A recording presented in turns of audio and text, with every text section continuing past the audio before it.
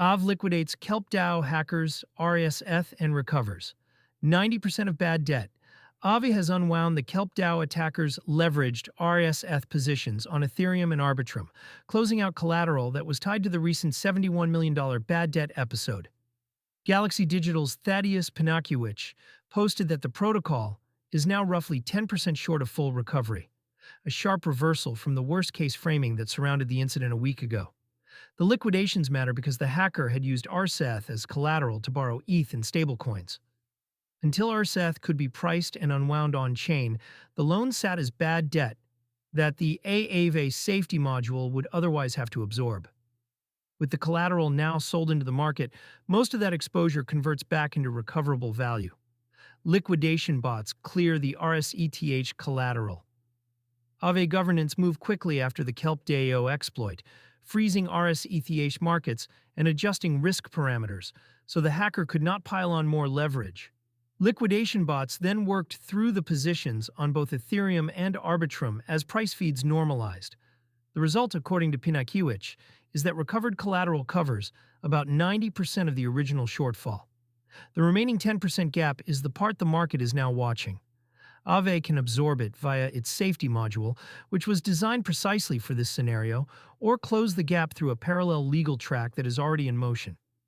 A separate court filing covered earlier this week saw Aave push back against a 71-total crypto seizure tied to North Korea claims, arguing that the funds it pulled in were the protocol's recovered collateral, not the attacker's proceeds.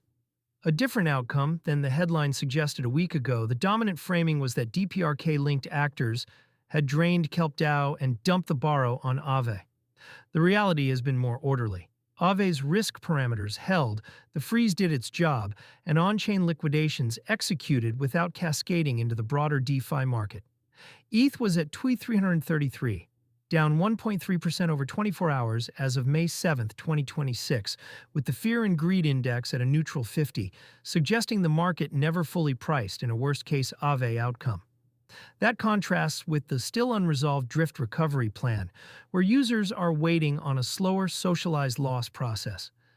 The two incidents are useful side by side. Same threat actor profile, two very different protocol responses, two very different recovery curves. The remaining 10% question, closing the last sliver of bad debt, is partly a market problem and partly a legal one. On the market side, Aave can let liquidation incentives keep grinding through residual positions, or top up via the safety module. On the legal side, the OFAC-linked claims that prompted this week's seizure dispute are still active. If Aave wins that fight, recovered funds offset what is left. If it loses, the safety module shoulders more of the gap. For depositors, the practical signal is that the protocol's first line of defense, on-chain liquidations against live collateral, did most of the work without external intervention. That is the design assumption of money market lending, and it held in a hostile case. Signal for DeFi lending risk controls. DeFi lending continues to grow. Aave booked $1 billion in 19 days earlier this month as TVL hit fresh highs across the sector, and the protocol just lifted its GHO borrow cap to $150 on the core instance. A clean walkback from a high-profile bad debt event is the kind of evidence institutional allocators look for before scaling exposure. The KelpDAO unwind also reinforces a point that often gets lost in liquid restaking debates.